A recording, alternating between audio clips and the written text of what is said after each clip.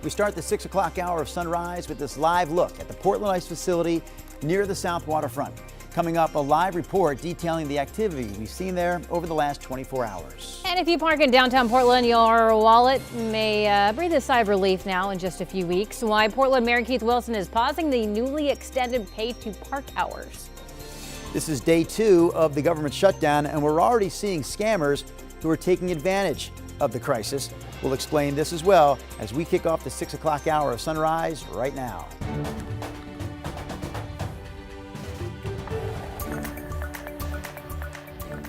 Good morning, and thank you for joining us on your Thursday. I'm China Green. And I'm Drew Carney. Christopher McGinnis, Rodney Hill checking in for the top of the hour. Rod, let's start with your forecast. Yeah, good morning, everybody. Well, today's the finale of what we billed as a 4-day run of every day having some measurable rainfall, longest stretch going all the way back to May. We still have a dry forecast for you tomorrow. So out the door this morning, there are showers in eastern Oregon.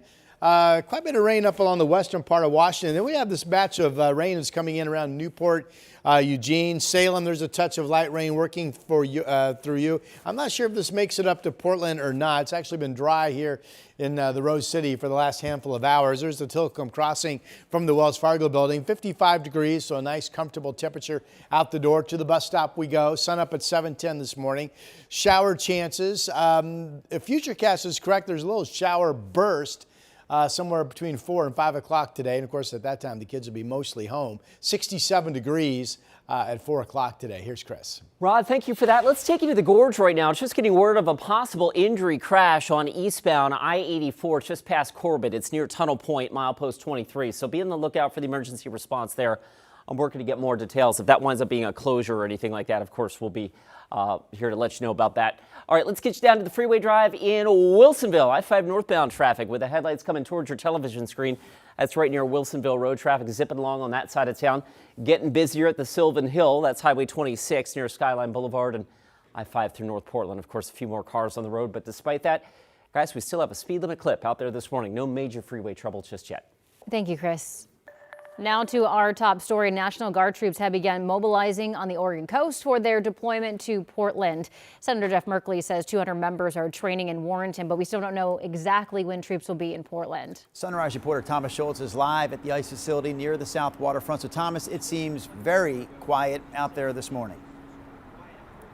Yeah, very quiet, guys. Right now we've seen one protester. She was actually picking up trash about an hour ago. Besides that, I mean, look, there's nobody out here. We've seen a few people go into the ice facility. It seems like, you know, we're at the 6 o'clock hour. They're probably on their way to work now, but that's about all the movement we've seen coming in or out of the ice facility. And again, really no protests here to speak of at this point in time.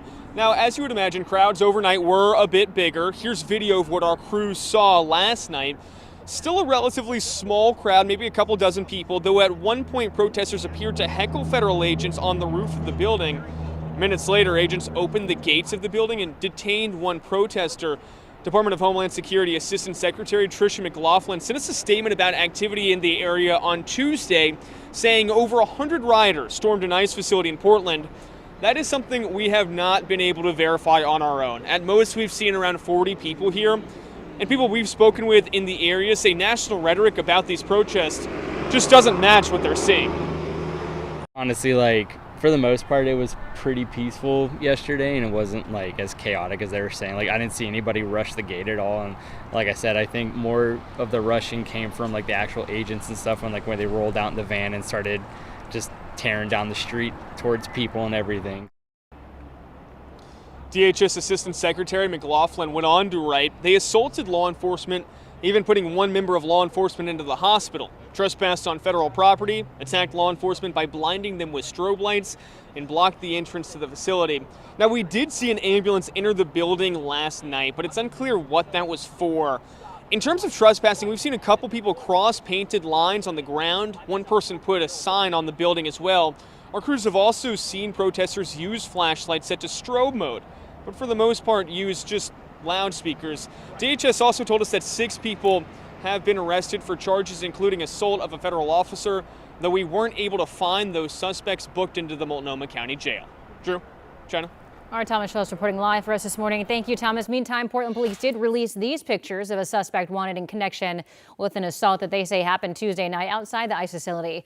Now, these pictures are the same woman, just in different clothing. Police tell us that the victim was live streaming around 8:30 when they say that they were hit in the face with a flagpole. Authorities say a dialogue liaison officer tried to stop the suspect, but she got away before other officers arrived. The safety and security of our library patrons and our library staff is my #1 priority. Efforts are being made to step up security at the Central Library in downtown Portland after some violent events outside the building this summer, including a deadly shooting and a stabbing. The library has already added more security inside and outside the building, but the director of the library says she isn't ready to add metal detectors because of the cost and pushback from workers. So in July, though, someone was shot and killed outside the library. A few weeks later, there was a stabbing across the street. Since those incidents and increase in security, the library director says that they've seen fewer issues. We invest heavily in security. In fact, in our fiscal year 26 budget, we are investing $3.9 million in security costs overall in our library system. The library director says that she would like to move forward with what are called vapor sensors in the restrooms, which would detect smoke from illegal drugs. Portland Street Response is adding 4 more hours to its regular schedule of response times.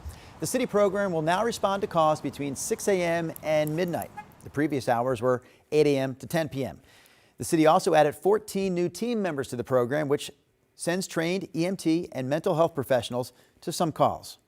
There's definitely a need there. There's less resources available. There's also, the new shelters that were just opened by the city that do open later so we can get people in there later. Portland Street Response also has a new phone number. We have it up there on your screen. It's 503-823-7773. In the event of an emergency, though, you should still call 911. Business owners and those who frequent downtown can park for free a little bit longer. This after Mayor Keith Wilson put an extension on pay to park hours this week. So Sunrise reporter Corey Johnson joins us live from downtown with details on this change. Corey. That's right, Chana. The extension on that paid street parking pause comes after significant community pushback. Many business owners telling us they spent months pushing back on the city's decision to charge for street parking until 10 p.m. instead of 7 p.m. Now, on Wednesday, Mayor Keith Wilson reversed course and will roll back pay to park hours downtown.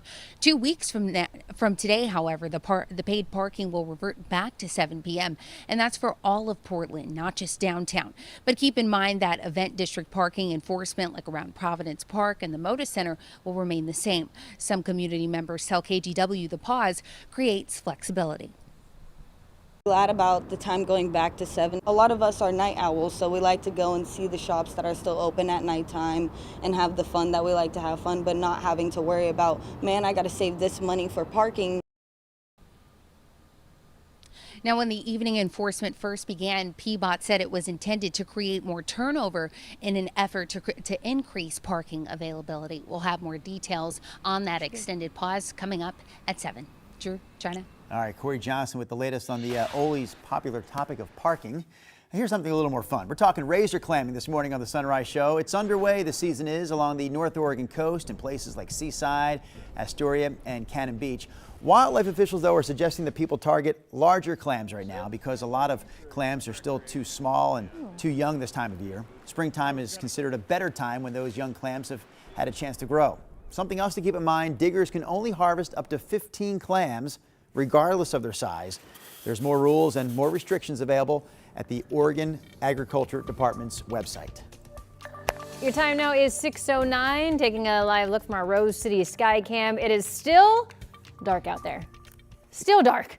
So we're going to bring in our resident meteorologist to tell us what the skies are doing out there since we can't see. We get a little brightness when we flip the clocks back 1 hour. That's the first Sunday in November. Right. Oh. But otherwise, China, you're going to be saying it's still dark out there for a long time. Yeah. Here's a look at our radar. We have some heavier showers off the Long Beach Peninsula and Astoria, some light rain down around Salem. Here's a closer look. Mount Angel, Silverton, good morning. Brooks, some traceable raindrops around Woodburn. This is all trying to move northeast. You get up farther into Portland, it's actually been dry for a handful of hours. This should be the finale of this 4-day consecutive run of each day getting some measurable rainfall. I mentioned yesterday we would see far fewer showers today, so a drier day overall than we had yesterday. That still looks to be the case. Sun and showers is the forecast. Southeast to southwest winds 5 to 15. Sun comes up to China's Point at 7:10 this morning. We go 50s out the door, 61 at late morning, 65 at 2 o'clock. And if Futurecast is correct, it's at 4 or 5 o'clock hour today that could show a little shower burst in the area. Providence Park all lit up. We mentioned earlier in our show the Thorns play at home this weekend, and they'll be retiring star player Christine Sinclair's number, a longtime star of the Portland Thorns. Rose City camera. We have clouds over the city. There are some breaks around. 55 is the temperature. Again, we're really pretty dry coming into the Rose City at this hour, and also coming in from Beaverton where it's 51 degrees. We have the light showers we showed you down around Salem currently. 54 is the number there. Everybody has a shower threat with temperatures primarily in the 60s today. I do not believe we will see any thunderstorm activity inland. Tomorrow dry. New little wrinkle Saturday. Saturday's one of those days it really looks like it has a good chance to be dry, but the rain chance is not 0. So there's a shower threat. But then we have the east winds, and the rain chance is 0 Sunday with clearing skies and getting up into the 70s for the first time in all of a sudden quite a little while. That's your update. Thank you, Rod.